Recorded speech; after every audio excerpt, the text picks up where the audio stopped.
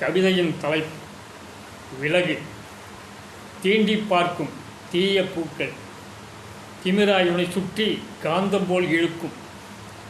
நீ மயங்கி விழுந்தால் மானம் இழந்து மரியாதை இழந்து உன் வாழ்க்கை சீரழி, உன் வசந்தம் கேள்விக்குறியாகும். புரிந்து தெரிந்து விலகு. கவிச்சிற்பியன்சர் ஆரணி.